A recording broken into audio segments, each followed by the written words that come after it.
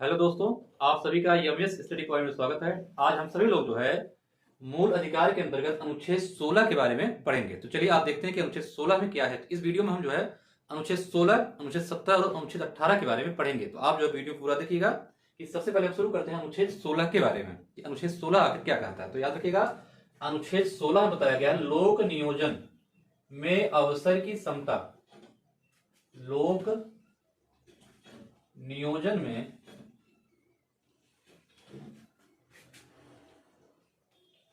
अवसर की समता।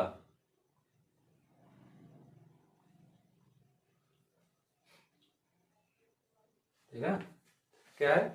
लोक नियोजन में अवसर की समता होगी। ऐसा क्या? ऐसा जो अनुच्छेद 16 में कहा गया है। इसका मतलब क्या होगा? इसका मतलब यह हुआ कि जो सरकारी नौकरियां होंगी अर्थात सरकार के अधीन जो भी पद होंगे, उन पदों में जब भी भर्ती की जाएगी तो भर्ती करते समय क्या है, किसी के भी साथ किसी आधार पर भेदभाव नहीं किया जाएगा, सबको समान अवसर उपलब्ध रहेंगे।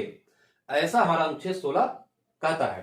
तो ठीक है, ये क्या होता है? ये होता है लोक नियोजन में अवसर की समता। लेकिन याद रखिएगा, अनुच्छेद 16 उपखंड 4 जब आप देखिएगा तो उसमें एक बात और कही गई है। उसमें क्या कहा गया है कि सरकार जब भी सरकारी पदों को भरेगी तो उसमें ऐसे लोगों के लिए कुछ विशेष प्रावधान करेगी, कुछ विशेष व्यवस्था करेगी जिन वर्गों के लोगों का, विशेष तौर पर जो पिछड़े वर्ग के लोग हैं, उन वर्गों के लोगों के लिए कुछ विशेष तरह की बातें या उनके लिए क्या कुछ पदों को आरक्षित किया जाएगा।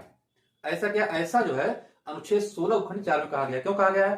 क्योंकि जो है इन पिछड़े वर्गों के लोगों का प्रतिनिधित्व जिन जिन सेवाओं में पर्याप्त रूप से नहीं है, उनके प्रतिनिधित्व को सुनिश्चित करने के लिए इन वर्गों के लोगों को सरकारी नौकरियों में आरक्षण दिया जा सकता है। और यह जो है जो अवसर की समता वाली बात है, यह अवसर की समता की बात का उल्लंघन नहीं माना जाएगा। ऐसा अनुच्छेद 16 उपखंड 4 में कहा गया। तो याद रखिएगा, अनुच्छेद 16 क्या है? लोक नियोजन में अवसर की समता अर्थात सरकारी नौकरियों में सबके लिए दरवाजे खुले रहेंगे, किसी के साथ कोई भेदभाव नहीं होगा। लेकिन अगर भेदभाव होगा भी तो वह क्या होगा? वह जो है सबको बराबरी पर लाने के लिए इस तरह के प्रावधान या इस तरह की कोई व्यवस्था सरकारें कर सकती हैं। और उसी का परिणाम क्या है? आरक्षण। इसे हम लोग बोलते हैं रिजर्वेशन। ठीक है, तो इस बात को आप याद रखेंगे। आगे बढ़ते हैं अनुच्छेद 17, आर्टिकल 17। बहुत ही आवश्यक अनुच्छेद हमारा है। ठीक है, ये क्या है? अनुच्छेद 17, आर्टिकल 17। इसमें क्या कहा गया? इसमें कहा गया है अस्पृश्यता की समाप्ति। ठीक है, इसमें क्या है? अस्पृश्यता या छुआछूत की समाप्ति। तो याद रखिएगा, क्या है? अस्पृश्यता की समाप्ति।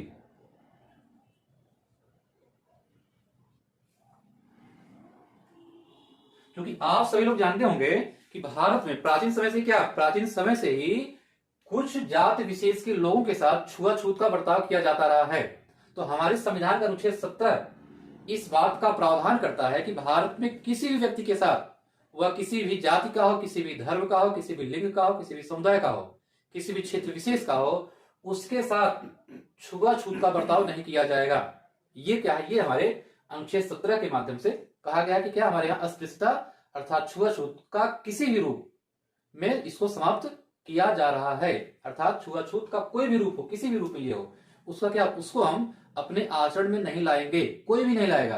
अगर कोई जो है छुआछूत की प्रैक्टिस करेगा, किसी के साथ जो है इस तरह का बर्ताव करेगा, तो क्या है, उसके साथ कानून के अनुसार उसे दंडित किया जाएगा। ऐसा प्रावधान हमारा संविधान करता है। ठीक है, यह क्या हमारा अनुच्छेद 17, आर्टिकल 17। हम पढ़ेंगे आगे अनुच्छेद 18 के बारे में, आर्टिकल 18, अनुच्छेद 18। तो अनुच्छेद 18 में याद रखिएगा, अनुच्छेद 18 में उपाधियों के अंत की बात की गई है, एबॉलिशन ऑफ टाइटल्स। ये कहा गया है? ये कहा गया है अनुच्छेद 18 में। क्या यहां? उपाधियों का अंत।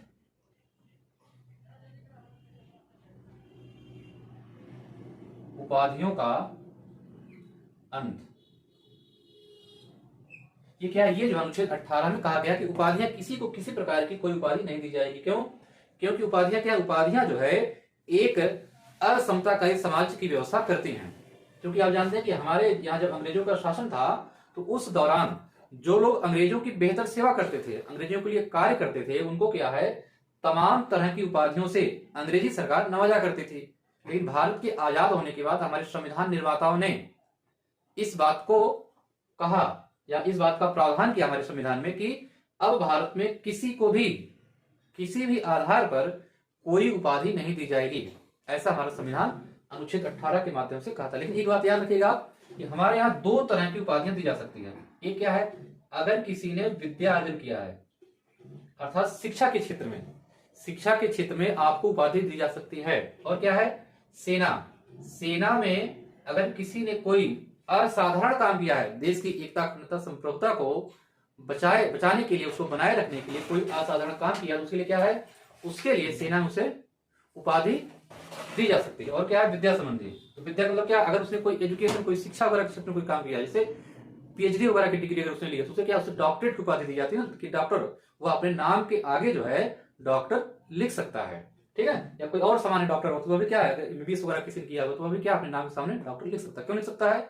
क्योंकि उसे जो भी उपाधि दी जा रही है वह क्या है, वह जो है उसके द्वारा प्राप्त, जो उसके द्वारा अर्जित किया गया जो ज्ञान है, जो नॉलेज है, उसके नाते दिया जा रहा है, न कि किसी सेवा के बदले, या न तो किसी सरकार के द्वारा ऐसी मनमाने तरीके से नहीं दिया जा रहा है। इसलिए क्या है, अनुच्छेद 18 कहता है कि राज्य जो है दो तरह की उपाधियां दे सकता है। कौन कौन सी, एक तो शिक्षा के क्षेत्र में किसी ने शिक्षा के द्वारा कोई उपाधि अर्जित की है, 4 साल 5 साल पढ़ाई किया हुआ, तो पढ़ाई करने के बाद उसे उपाधि दी जाएगी। फिर क्या है, अगर सेना में किसी ने कोई असाधारण कृत्य किया, असाधारण कार्य किया है, तो उस असाधारण कार्य के लिए उसे क्या है, उसे तमाम तरह की उपाधियां दी जाएंगी। जैसे आपने सुना होगा परमवीर चक्र, अशोक चक्र, कीर्ति चक्र, ये सब क्या है, ये सब जो है उपाधियां होती है, जो क्या है, जो कि सेना में अगर कोई व्यक्ति है तो उसे क्या, उसे उसके असाधारण कार्यों के लिए दिया जाता है। तो ये क्या हमने देखा अनुच्छेद 16, अनुच्छेद 17 और अनुच्छेद 18। इस प्रकार से क्या हमने जो है भारतीय संविधान का जो मौलिक अधिकार नंबर 1, मतलब पहला मौलिक अधिकार है, मौलिक अधिकारों की पहली कैटेगरी है 14 से 18, जिसे हम लोग बोलते हैं समता का अधिकार।